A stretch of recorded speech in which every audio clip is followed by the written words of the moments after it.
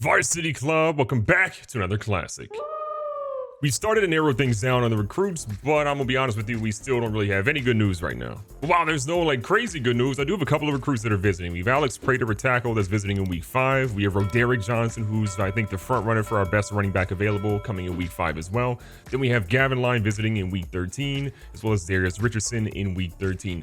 Gavin Lyon, you may not keep, he's sort of a fringe guy at the moment, but still, we got some potential guys coming here in the early couple weeks with more to come soon. This week, we're battling a very tough USC who's become a rival since they moved over to the Big Ten. You know, they're trying to encroach on our territory. We got to defend it. Now, ratings-wise, we do have a little bit of a slight edge. They have a better pass defense, a better turnover differential, but you know what? I think our team's doing a good job. Now, USC beat an 0-2 Michigan State, or I guess they were 0-0 when they played them, but then they ended up losing to number 2 Michigan. So we'll really see how good or bad this team is, but they only lost to number 2 Michigan by 7, so my estimation is they're good. And on their actual roster, they've got a couple of really big players. I know we talk about having the best receiving core, but they might actually beat us. First and foremost, though, they're starting a redshirt freshman at quarterback who doesn't really have a lot of speed, but he's honestly pretty solid overall, an 86. At halfback, they have Kevin Pace, a redshirt senior, who again, 82 overall, solid, doesn't have great speed, but still a bruising back who is 95 break tackle. But the biggest thing that I'm scared about for this team is Justin McPherson, Dan Black, and Tyler Davis. They have a 93, 92, and 91 overall wide receiver core, followed by an 88 and an 86. This might be the deepest wide receiver core in the nation. And I'm scared because our team, I thought we had that, but apparently we don't. And to give you guys a quick little update for the Heisman watch, Brooks is still holding solid at the number 1 spot. He had 14 carries for 69 yards and a touchdown, so he's a little bit on the fringe in my opinion. Quentin Nash moves up a little bit. Eric Scott moves up. Then we see Callahan and Robinson both fall down this week. But your top 25 is sitting here with us at number 1 is still Michigan goes from 4 to 2. Clemson goes from 2 to 3. We're going to see Georgia go from 3 to 4. Miami stays at number 5. Notre Dame, Ohio State, LSU, Nebraska. USC obviously sitting at number 10. Virginia falls back 3 spots. Alabama falls back 7. And Stanford holds strong at number 25. Now, I know it wasn't one of the strongest performances ever in Cascade Valley history, but you know what? A lot of people are calling him Pat Mac out there because they saw a lot of good stuff from Patrick McDonald, the QB. The fumble at the very beginning of his first play ever, I think honestly scared a lot of people, and we then saw Sean Stewart fumble, but then it got overturned. But Sean Stewart, we know what we got. A dude that will get touchdown after touchdown. You just got to give him the ball. Donald back here in shotgun. Got a little 1st and 10 action. See him scrambling out. He's got a guy, throws an absolute dot to Mr. RJ Riley, who gets 14. Great little strike there, keeping the defense honest. Everyone knows they want to, keen on a little bit on the run, because that's what we're known for, but McDonald can throw the ball a little bit. A lot of controversy with obviously Kendrick not getting the starting job, but the coaches just felt like they had a better opportunity to win games, and he had a little bit of something special out there with McDonald. Even though he takes a big sack there, the rookie can get some stuff done. That being said, he's got a pretty big challenge here, 3rd and 17. A lot of blitzes coming in. He's going to throw one up the field, but Barber's going to pick that one off. Close, but no cigar. A lot of pressure in his face, and he just threw a ball that probably shouldn't have been thrown. Hey guys, really quick, just want to give you guys a heads up that I've partnered with a brand new company called Underdog Fantasy. Now, if you want to play some daily fantasy or maybe do some lineups against me in the future, just sign up using the link that you're going to see on your screen. It's also in the comments down below or in the description down below. And if you use that link and use code GGB, they will match your first deposit up to $100. So if you put in $25, you'll get $25 match. You put in $50, you get $50 match. You put in $100, you get $100 match. It's literally free money. Use that code, shoot me a DM if you ultimately sign up, and I'll give you a big shout out. Thanks a lot. Enjoy the rest of the video. USC with the ball back again. They're feeling pretty good as they're sitting here at home. Fry and company watching a little bit. Mobley has literally all the time in the world. Fry ends up sending an absolute crazy blitz back, but Davis is going to get this one. This is what we're worried about. These wide receivers are nuts, and Davis goes for 42 in the first play for them. Matthew Fowler was in coverage on that one. Look, I can't really blame him. That was just something that you can't expect anybody to really cover someone for that long. He had him blanketed for a long time, but when you're open for 10 seconds, what more can you do? 2nd and 7. Stephen Lowe watching the middle here. They go to the corner, and oh my God, DeMel Hill with the interception of his career. DeMel, what a play. Look, I gotta be honest. That is one of the best plays we've seen easily all season, but that's a top 10 play in Cascade Valley history. I mean, the sheer ground that DeMel Hill covered on that play to make that interception and to go up against one of the best receivers in the nation and do that, it's just phenomenal stuff. What's not phenomenal is the blocking we had in that play. McDonald had literally no chance there as Guy Green gets in the backfield immediately. Offensively, when we stuck with the run, we were looking pretty good. We went to the pass a couple of times, and things necessarily haven't been maybe what we've wanted, but we're going to see what we can do here. Sean Stewart trying to find something, just really getting us out of punt protection area, and we're going to be punting here on 4th down. DeMel Hill coming up for coverage this time. Fry coming through in the blitz. Hill gets over to the edge, makes an attempt there, but Fry comes in and cleans it. Feels like a pass play here, so we're going to sit on that a little bit. 2nd and 5. We were hoping they went across the middle. If they did, we had guys there, but Matthew Fowler, mad about his coverage early, gets a big hit on Dan Black. USC is running a lot of different looks at us right now. We're just trying to make sure we stay alive and just don't let them score. Hold them to a field goal if we have to. They end up throwing that out of bounds as we had our guy Stephen Lowe all over that screen. 2nd and 10, Shackelford coming up a little bit. They're going to send Pace out in motion. We're in zone, so we should mostly be okay, but they send it over to him anyways, and Pace goes out of bounds as he heard them footsteps. We've mostly held Braden Mobley in check so far today. Not a lot of passing yards for him. See if we can do it here in big 3rd down and 8. They throw one, and we can't get there in time, but look at Mike Hemphill make the play, showing why he's wearing number 8 this season. USC was forced to punt, and this has definitely been a defensive matchup. Both defenses are coming to play and show what they can do. We just need our offensive line to do a little bit better. Maybe we can hold their defense in check a little bit more. Sean Stewart goes up the middle and picks up 5. McDonald's going to bring Baker over in motion. He's going to slide into the backfield. Remember, he's playing a little bit of halfback this season. Pitches one out here. Tom Baker with some open room. What a great block over there in the edge. Tom Baker making a miss, and Tom Baker picks up 29 big yards. Again, he can do it all. You forget about him, but the man can do it all. McDonald looks to make a play here. He's going to slide Anthony Minor over a little bit. Goes to the play action. McDonald's rolling out a little bit. Doesn't like what he sees. McDonald's going to go ahead and keep it. Again, not the fastest guy in the world, but he nearly gets the 1st down and gets 9. Terrence Williams in the backfield this time. Williams takes it up the middle again. He's had some pretty good success running as well and goes for 11. Little 1st and 10. McDonald goes under center. Feels the immediate pressure, sees the blitz, gets it out here to Sean Stewart, knows what to do with it, breaks the tackle, and look at Sean Stewart fight for 3 when it could have been nothing. Again, McDonald hasn't really thrown for a ton of yards today, but I love him recognizing the blitz was coming, seeing his running back was wide open, and immediately get it to him and see if he can make something happen. Terrence Williams with the spin move. We see you, big fella. Making it 3rd and short. It is definitely running back by committee this season. I mean, we're going to see Sean Stewart be, again, the GOAT for that, but we're going to lean on some other guys to see what they can do, and we end up getting nothing here, making our kicker actually have to come out on 4th down. The good news is it's a 35-yard field goal. The wind's a little bit to the left, but Aiden Bailey has been good so far this season. That one is up. That one is good, and we're going to take the lead by 3. So we go for a studio update here. We're going to see Ohio State is in trouble for the 2nd week in a row. They're down 14 to Illinois. You kidding me? USC trying to get things going. They go over a little running back handoff here. He finds a little bit of room, and Mitchell brings him down, but he gets 9. Little blitz coming at the end of the 1st quarter. Mobley takes that one in. A lot of pressure. Nobody could quite get to him, and we end up seeing another big gain for 12, this time to Gorman. Mobley's 5 for 8, 67 yards passing. Has that interception, obviously, he would love to forget. And what a big hit. Are you kidding me? What a big hit. Chris Bass laying absolute pipe on that one. Pause if needed, and then Hemphill comes in and makes sure he doesn't get anything. What a hit. 2nd and 30 feels like something only Cascade Valley can have when we're on offense, but instead we're seeing that on defense, which is huge news right now. Chris Bass put in so much work this offseason, obviously became, one of the highest rated players in the defense, and he's showing he's really committed. Big 3rd and long here. We're just trying to keep these guys in front of us. George Fry trying to get the defense a little hype. Looks like a potential screen coming in. The quarterback has nowhere to go with it. We want a blitz, but he could potentially throw. We get a couple of guys there. McPherson still gets a hold of it. He's going to end up punting it here on 4th and 14 coming up. The always dangerous Mike Hemphill's got plenty of room here. We'll see what the punter can ultimately do, but Hemphill's got some opportunity to work here in space. Can he get the blocks that he ultimately needs? Hemphill's going to field this one pretty cleanly. Gets out of the right-hand side, but again, the blocking isn't quite there, and you only get 7. Hemphill's return is better than nothing, though. Gets us out to the 20-yard line, so we got plenty of room behind us. We'll dump off screen here to Sean Stewart. Doesn't really find tons here, but he does get 4. The big thing we're trying to do right now is just make sure that we do not run a lot of play actions. We got to have short passing options available because they're definitely blitzing a ton. Speaking of that, we see Anthony Minor wide open, throws a man on the ground. He's a big fella and a grown fella, and he showed it. Riley comes over in motion. Puts him in the backfield. Stewart's going to take this handoff, looking for some spaces, and probably take the right hole and only gets 3. One of the tough matchups, too, is that USC has some really good corners out there, so we can't really risk but so much. Here we go with McDonald. Doesn't really see anything he likes. Throws and gets rid of that one smartly. We have yet to convert a single 3rd down so far today. I mean, USC's been all over it. It's been a tough one. McDonald, though, makes an adjustment. Like where his head's at, the pressure is immediately there, and he wants to get rid of it, but he can't, and makes it 4th and 21. McDonald, you gotta fling it out of bounds on that. This is beginning to feel like one of those games the defense has to put some points on the board. We're gonna see Mobley all in the backfield by himself.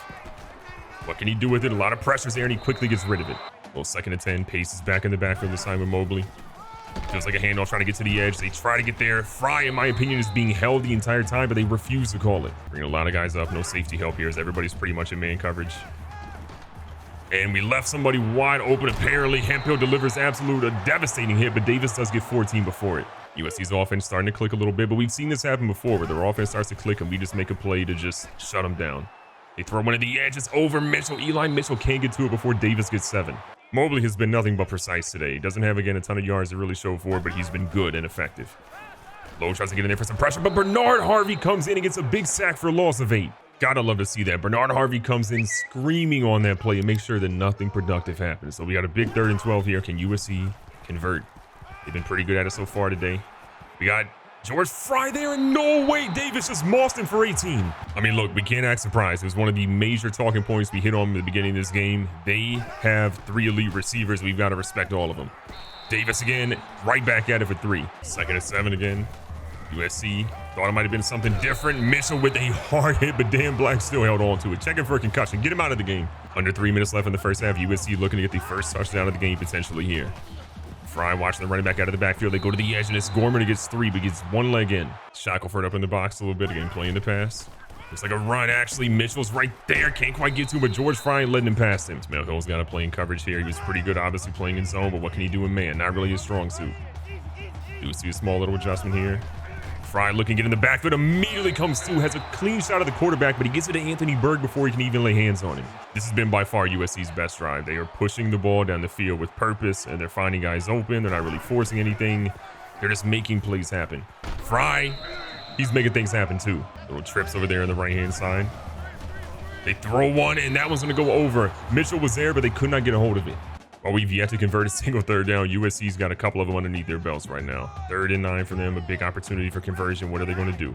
Pace slides over in motion. We guarantee that it's pretty much going to be a pass play here. They go underneath, and Black is going to get that one down inside the 3. USC's got so much firepower. It's only a matter of time before they can ultimately not be held from getting in the end zone. They're trying to get in there, and look at Chris Bass make a stop. We actually have nobody guarding the inside guy here. They throw to the edge, and we actually thought, well, I guess we had someone there, but Shackelford's not great in coverage. Dan Black is the first touchdown of the game, and USC's going to be up 4. 1 16 seconds on the clock. We got all of our timeouts. We're just trying to basically put some points on the board right now. Even a field goal is fine. We just got to make sure we come through on the clutch. He's got a guy deep. This is probably super dangerous. Yeah, Riley didn't get up for it, and it's essentially one of the worst plays of the game. So USC scores the touchdown, gets the ball back immediately after, and their offense is still tired from all those plays they just ran. They're getting it right back. They're throwing one deep. We got Mike Hemphill there. Hemphill bobbles it, and are you kidding me? You got to make that play.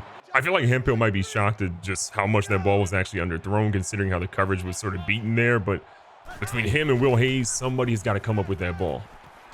George Fry's there to make a stop, but it's going to be 3rd and short. USC goes to the hurry up. They obviously want to make sure they can get something going here. He throws one. We got Hemphill again, and Justin McPherson made that play? What? His USC wide receivers are no joke. I mean, they are putting a hurting on us right now. 36 seconds left. USC still has 1 timeout. They're back almost inside the red zone here.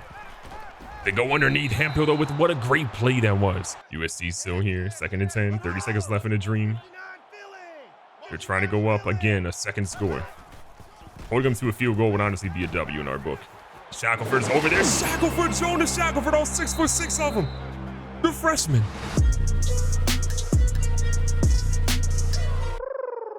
This first half's been a rough one. We've made some kind of boneheaded plays, but we're only down 4. It could be a whole lot worse. We got to keep this game going and do a whole lot better in the second half on offense.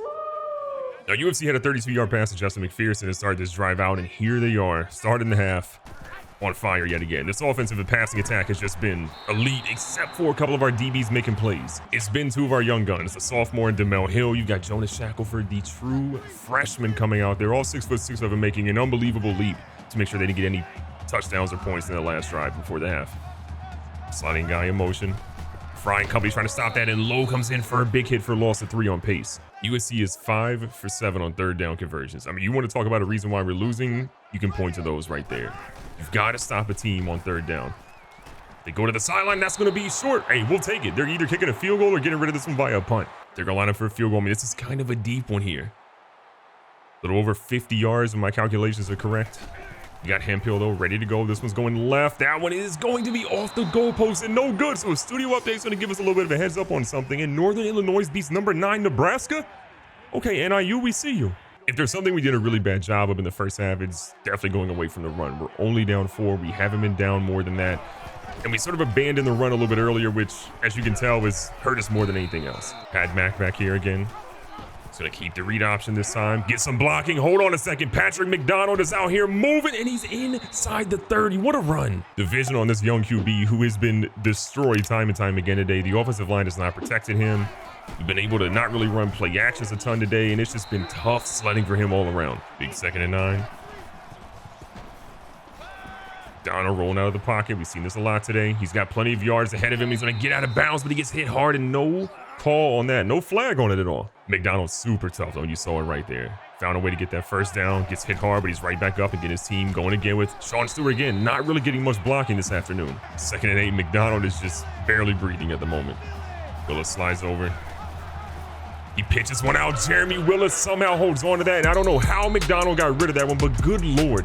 What a pitch to get that to the big fella so he can get in the end zone. McDonald held on to that one until literally the last second to make sure he sold that as hard as he could at USC that he was going to keep it. And because of that, we got a touchdown to take this lead. Now, unfortunately, our defense is giving up a big play. We're going to see another USC receiver go for 21. USC again, trying to get this lead back. They're only down 3. We'll see how much panic they have, though. A little bit of pressure here. Shackelford can't quite get over for the deflection, but he does get a stop after 4. 2nd and 6, pace in the backfield again. They go for a quick slant. A quick streak route, and that works for 15. Sometimes you got to wonder, was that play actually worth it? Because while they got the yards with McPherson also got hit extremely hard by Shackelford. You can only do that so many times before ultimately things switch up a little bit. Across the middle, this time Mitchell brings him down, but Gorman goes for 16. They are burning us every stretch of the way. Man, zone doesn't matter. USC find themselves back in the red zone. Our defense, though, has been doing their best job to keep them out of it. They've only gotten 1 touchdown today, but this one's going to be their second one, I believe. We thought we stopped with the one, but David Holmes, a guy you don't really hear a lot from today, gets a touchdown for USC to give them the lead right back. USC is holding on to a 4-point lead. Things could be worse. We just got to make sure we do what we do and get this ball into the end zone. Stewart trying to find some room, gets 5. Plenty of time in this game, no need to panic at this point. Donald goes under center. Feels like he has a little bit of room, but again, that pressure comes, doesn't really have time to get anything, and he goes down. We are still here in the 3rd quarter with 0 for 4 on 3rd downs. This is unbelievable that we have not converted a single 3rd down. We're hoping this one's a little different. We'll dump off here to Sean Stewart. Sean Stewart, though, is not going to get that first down. It's going to be 6 yards, but we needed 9. And as much as we would love to go for one there, we cannot risk it. It's unfortunate right now. We cannot get a long drive going. Our offense has got to do better. Our defense has been incredible today. Just the offense can't get anything. 10 points through almost 3 quarters? Unacceptable. USC hasn't really been running the football a lot, so we're playing the pass a lot today. Watching these guys, they are just finding ways to get open. It doesn't matter what we do. If our defensive line cannot get any pressure, they're going to find guys open after 10 seconds. Minute 40 plus in the clock. Another guy sliding over. We're staying in zone. They go for the out route. Guys are there. He shrugs them off. The Fowler brings Berg down after 6. Stephen Lowe is going to slide over. Rutledge trying to get himself in, but he can't really do much there. Ward's going to try to get in, and we make a stop, make it a 3rd and short. If we can get a big hit here and make them not get a conversion, that'd be huge. This defense needs to do a whole lot better than they have on 3rd downs. The pressure's there, but our guys are turning around the wrong way. Shackelford gets him down, but USC keeps moving the ball. Over 300 plus yards passing today. Mobley, the only guy in the backfield now. An obvious passing down. Fry is there, and Fry, for the 2nd time today, doesn't get the pick, doesn't get a deflection. He just gets mossed again for a touchdown. For this team to put some points up on offense, we've got to do more. This hasn't been acceptable what we put up so far. Squad looking for something here. Terrence Williams can't really get much, and he gets stopped after 1. McDonald has 56 passing yards as we enter the 4th quarter after this play. To say it's been a rough one is an understatement. The 4th quarter is here. We're 0 for 5 on 3rd downs. The run game's been shut down a lot today. We are late struggling, as the French say. It's 4th and 2. I kind of feel like we got to go for it deep in our own territory. I'm willing to risk it. This team is just desperate for a 3rd down conversion. USC is bringing the big boys up here to try to stop it. 7.5 minutes left in this game. And we may have just lost it for ourselves right there. USC has plugged the gap time and time again, and they are finding ways to just do what we cannot do, which is convert and move the ball down the field. Patrick McDonald might be in over his head right now. Coach Mervin McMervin is warming up Joe Kendrick, so you might see him over in the sidelines, but it doesn't help if your guys cannot stop the bleeding. The passing game was so good at being stopped in the first half. The second half has been the complete opposite. It's not a man zone. It's not a man thing. It's not a zone thing. It's just this team is just not getting it done. We've had a couple of plays that have helped us, but for the most part, USC has just been better. They throw it over here to the edge. Nate D. Ward is not going to see it, and that one's going to be caught out of bounds. This has been a true pocket quarterback that is not running, not doing anything mobile. He's just shredding us all over the field. Our guys trying to get some pressure. He's throwing one, and again, we just don't get the sack, and we need to do that. If we can't, they're going to keep doing this. 390 passing yards, 3 touchdowns, 2 interceptions. He has had an unreal time after throwing those 2 interceptions today. He's been so much better. Mobley throws one. We got guys there, but no one's going to make the play. Gorman's in the end zone yet again, and USC goes up big. 50-plus passing yards in the first half is just inexcusable. This is not what a Coach Mervin McMervin team is supposed to look like. Joe Kendrick out here rolling. Sees the guy down the field, and, I mean, what a play by 44. Second down. Kendrick again, just trying to get warmed up at the moment. Gets one to Stewart. Stewart's going to make it close. 3rd and 3. This isn't an impossible game, but good Lord, is it going to be tough.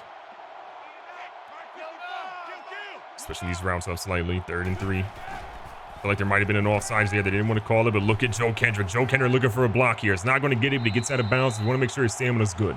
There was so much pressure to start McDonald, the 5-star, all those different things, but maybe we're seeing it. It wasn't quite his year. Kendrick with a little bit of something to prove.